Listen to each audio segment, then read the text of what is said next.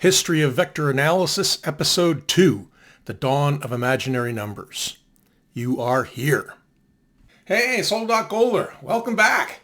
Today's episode will be about how imaginary numbers were either invented or discovered, depending upon your mathematical religion. There is a ton of ancient Greek math out there, but for the purposes of this series, there are three specific points that I want to emphasize. First, the legendary Pythagoras knew what a square root was. In fact, while we think of these guys as being mostly geometers, they knew a lot of arithmetic, addition, subtraction, multiplication, and division, as well as how to square and cube numbers and how to take the square and cube roots.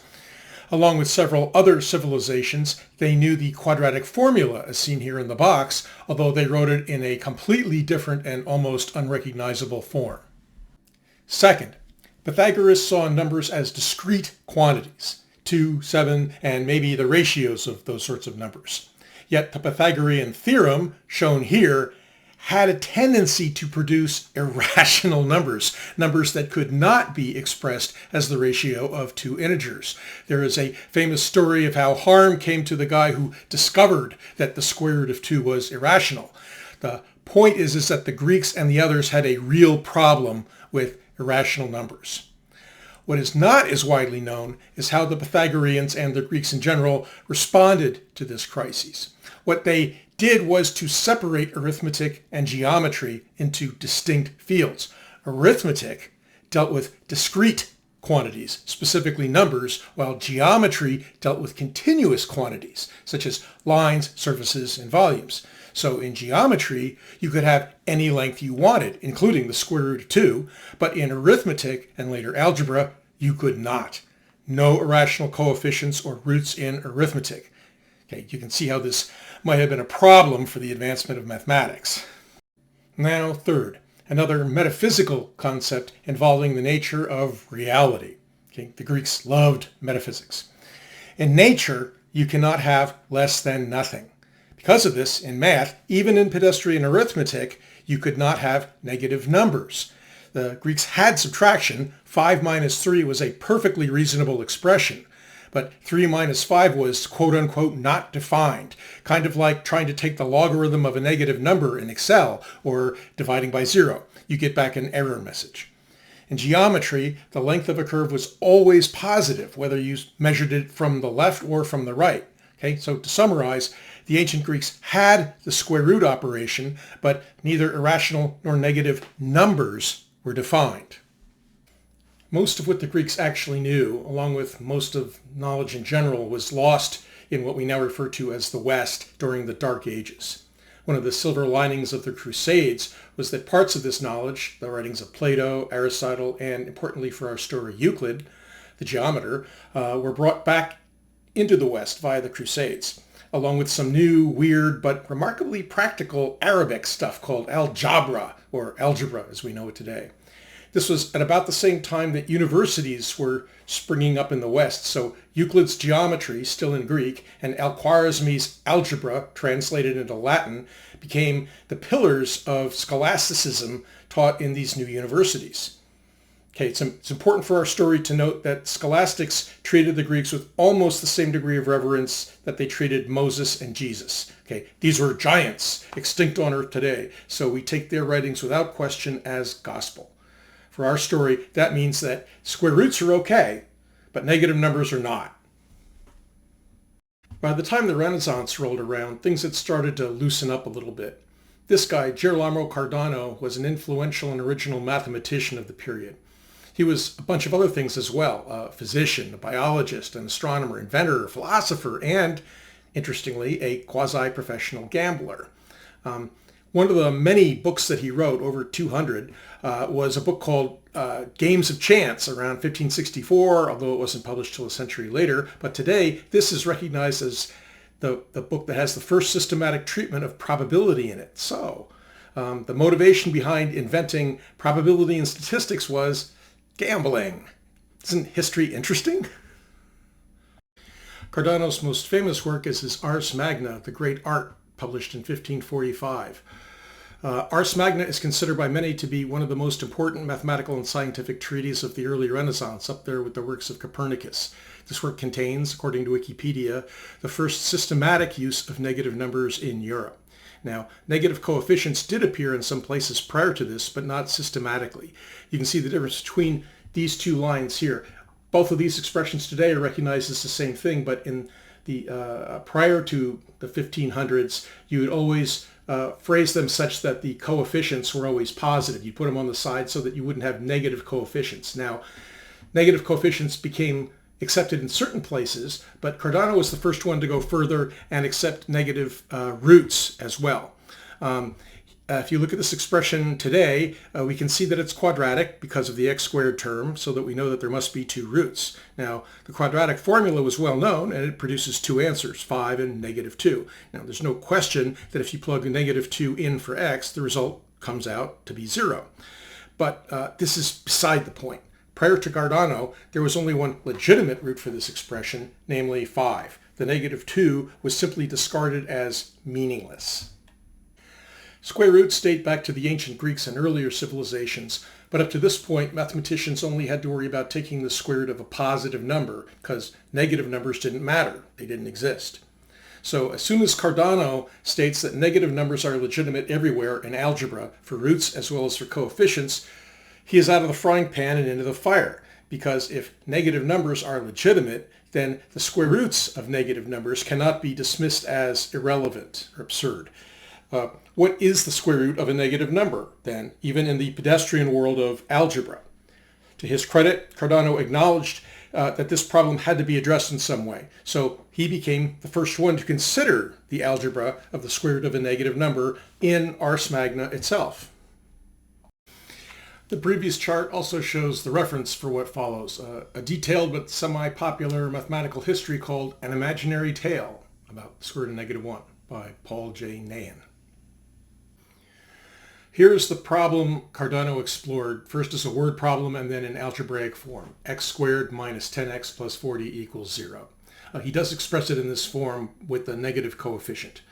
What happens if you apply the quadratic formula to this expression? Well, you get this. X equals 5 plus or minus the square root of -15. This would be the traditional place to quit, to claim that the roots are absurd, the equation is improper, the end. But instead, Cardano writes the following: nevertheless, we will operate, putting aside the mental tortures involved. It is at this point that I would like to recall the maze metaphor that is always my underlying theme. By 1545, we have made it to here, a new section of the maze. Okay, but where is the exit? Is there a way through? If so, what's on the other side?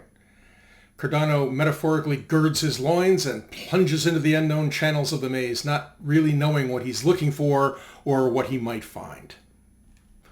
Cardano started with this expression and then ended up with these two roots. His approach seems straightforward. Plug the values of x back into the equation and see if the sum of the three terms totals to 0. This is not as trivial as it sounds today, as I will show, because it involves doing operations on these strange quantities without really knowing what the rules are.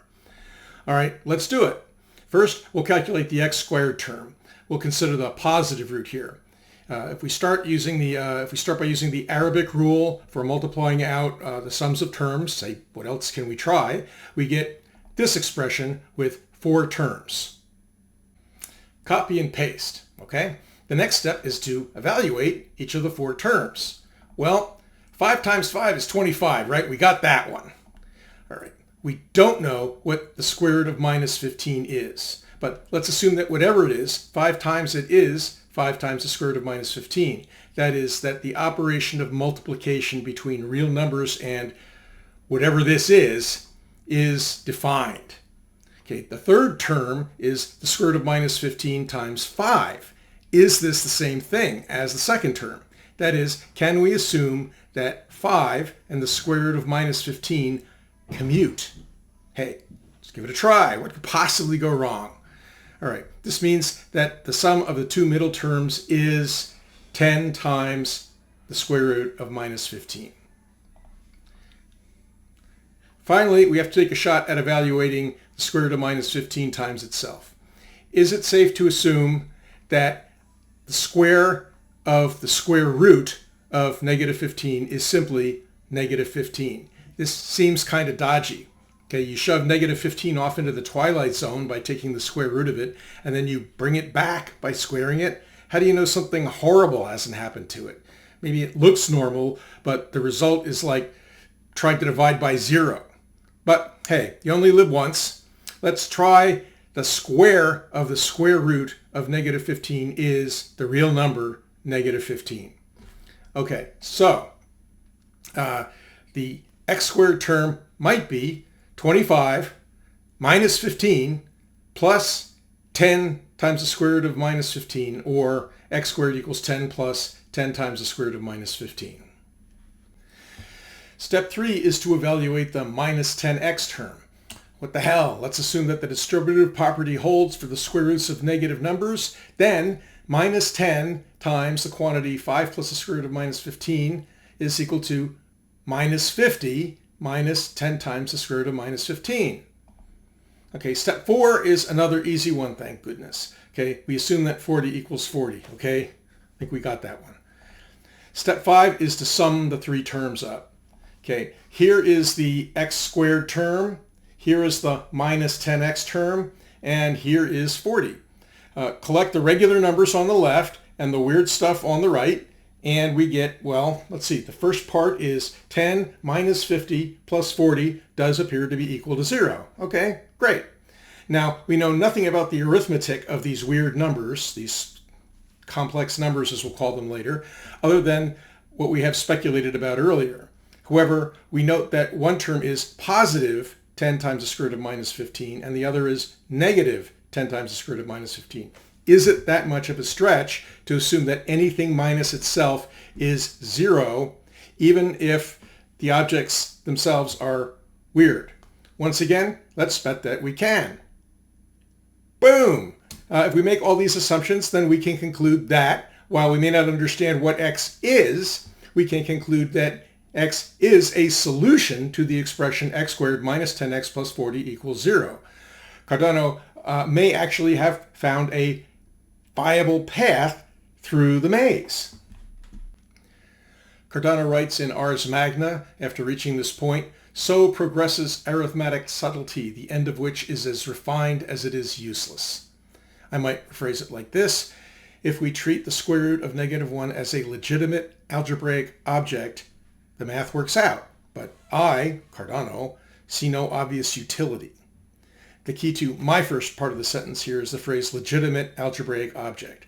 While Cardano may immediately turn to the functionality of the result, I think it's important that we not overlook the boldness and brilliance of his work.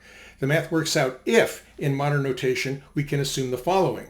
First of all, that this expression holds. That is, that you can multiply the real and imaginary parts of two complex numbers with the Arabic cross multiplication rule. Second is this one. Okay, 1 times I equals I times 1, that the real and what we now call imaginary numbers commute under the operation of multiplication.